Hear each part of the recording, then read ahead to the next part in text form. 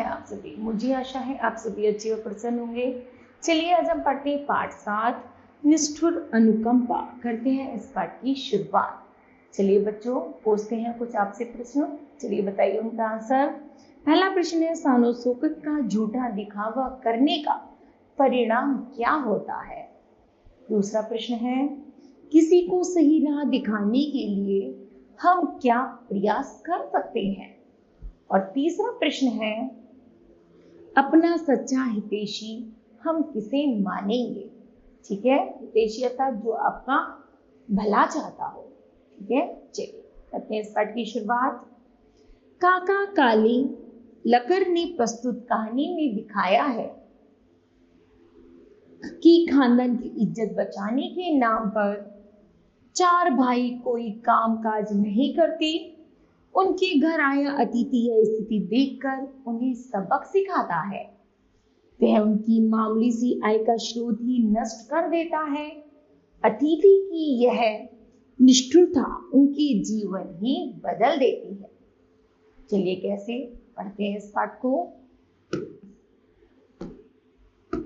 किसी शहर में एक कुलीन परिवार रहता था। उसमें 4 भाई थे। परिवार की जायदाद और धन दौलत बर्बाद हो चुकी थी। चारों भाई हुनरमंद और पढ़े लिखे थे, फिर भी वे अपनी खानदानी इज्जत के कारण कहीं कोई नौकरी चाकरी या काम धंधा नहीं कर पाते थे।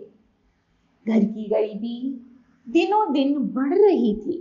घर की स्त्रियों के आभूषण भी वे लुके छिपे कम दामों में बेच चुके थे। आखिर वह स्थिति भी आई जब घर में कुछ भी न बचा और खाने पीने के लाले पड़ने लगे। अब क्या किया जाए? उनके घर के पास बगीचे में सहीजन का एक पेड़ था। उसके फलने का मौसम था। लंबी लंबी और हरी हरी सहीजन की फलियां डालियों पर लटक रही थी।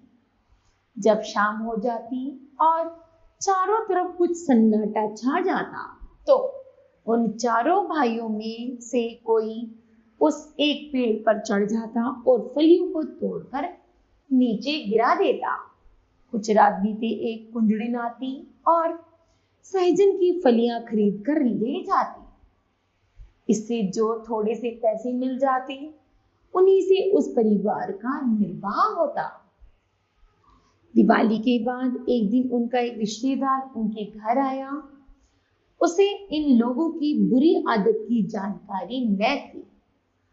जब भोजन तैयार हुआ तो बड़े भाई ने बहाना बनाया, आज मेरा सोमवार का व्रत है, मैं खाना नहीं खाऊंगा। दूसरे ने कहा, मेरे पेट में दर्द उठ रहा है, डॉक्टर ने खाने को मना किया है।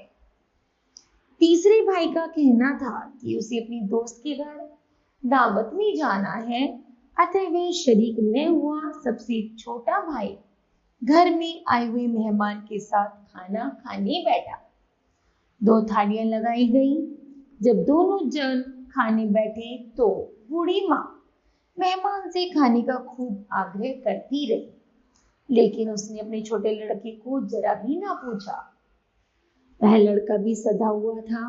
कोई चीज परोसी जाती इससे पहले हाथ हिलाकर कह देता, मुझे नहीं चाहिए।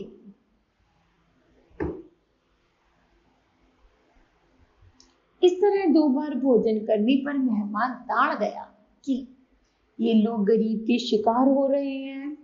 फाका काशी के मारे घर की हालत खराब है, खाने पीने की तकलीफ बढ़ गई है, फिर भी उन्हें फिक्र नहीं है। किसी तरह उस रात का खाना खाकर वह मेहमान बरामदे में सो गया।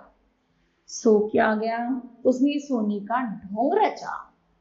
करीब 10 बजे रात को वह कुंजड़िन आई। बड़े भाई ने बड़ी सावधानी से बिल्ली की तरह दबे पैरों से पेड़ पर चढ़कर सहीजन की काफी फलियां तोड़ी। कुंजड़िन जानती थी कि इस वक्त इनकी गरज है। वह जो दाम देगी वही ले लेंगे, ज्यादा पैसा उससे न मांगेंगे।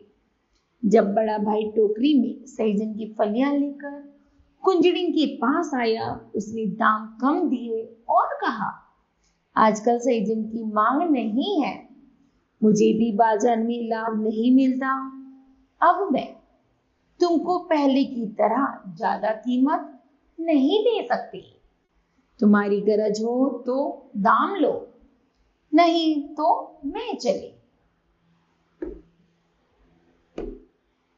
बड़े भाई ने मुंह पर हाथ रखकर कहा, तुम जितना देना चाहो दे दो, मगर जोर से मत बोलो, ब्राह्मणी में हमारे मेहमान सो रहे हैं, जाग जाएंगे। कुंजड़िन ने इस मौके का लाभ उठाकर उन फलियों के दाम और भी घटा दिए। लाचार होकर बड़े भाई को उतने ही पैसे लेने पड़े जितने कुंजड़िन ने दिए। कुंजड़िन चली गई। चार पाइयों पर सब लोगों की जोर जोर से खर्राटे सुनाई पड़ने लगे। एकमात्र मेहमान अब भी जाग रहा था। वह दूरदर्शी तो था ही। उसने सोचा, यह कितना अच्छा प्रतिष्ठित खानदान है। झूठी और बनावटी इज्जत के ख्याल से ये नौजवान लड़के खाने पीने की तकलीफ बर्दाश्त कर रहे हैं और इस मामूली सहजन के पेड़ के भरोसे अपना गुजारा कर रहे हैं। वह चुपचाप उठा, बरामदे के कोने में पड़ी, कुल्हाड़ी उठाई और बिना किसी आहट के सहजन के पेड़ के पास पहुंचा और पेड़ को जड़ के पास से काटकर धरती पर गिरा दिया। फिर वो फटने से पहले ही नीम अंधेरे में मेहमान उस घर से चल दिया। सवेरे हुआ, बड़े भाई ने उठकर देखा कि मेहमान बरामदे से गायब है और बगीचे में सहजन का पेड़ कटा पड़ा है। घर को सहारा देने वाले किसी बुजुर्ग के मरने से जो मातम छा जाता है, वैसा ही उस परिवार पर छा गया। चारों भाई की माँ कहने लगी, यह दुष्ट मेहमान कहाँ से आया था? यह रिश्तेदार नहीं, मेहमान नहीं, पिछले जन्म का हमारा दुश्मन था। अगर इसे हमारी बुरी हालत पर तरस आ रहा था तो चुपचाप हमारे घर 8-10 मन अनाज भेज दिया होता। हमारे परिवार के एकमात्र सहारे सहजन के पेड़ को इसने क्यों काट डाला? बड़े भाई ने माँ से कहा, माँ, जब तक हमारा बस चला, घर की पुश्तैनी इज्जत बचाई, न किसी की नौकरी की, न किसी के आगे हाथ फैलाया, मगर आगे गुजारा चलना मुश्किल है। कहीं ना कहीं काम ढूंढना ही पड़ेगा। उस बस्ती में चारों भाइयों की अच्छी इज्जत थी।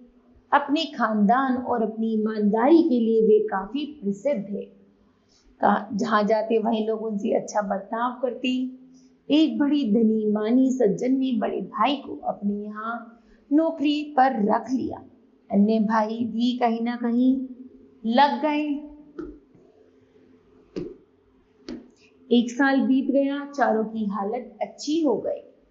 घर का कामकाज भी ठीक चलने लगा। घर में दूध घी की कमी नहीं रही। दूसरी दिवाली आई, वही मेहमान फिर उनके घर आया। उसने कबूल किया कि आंगन का वह पेड़ उसने कुल्हाड़ी से काट गिराया था। उस कठोर कर्म के पीछे उसके दिल में नेक नियत थी, कोई खराब इरादा न था। घर के लोग भी यह अच्छी तरह जान गए थे। उन चारों भाइयों ने बड़े प्रेम से अपनी मेहमान की खातिरदारी की और उसे विदा करते समय कहा, उस दिन आपने हमारा सहजन का पेड़ नहीं काटा, मानो हमारी काहिली और बदकिस्मती को काटकर फेंक दिया था।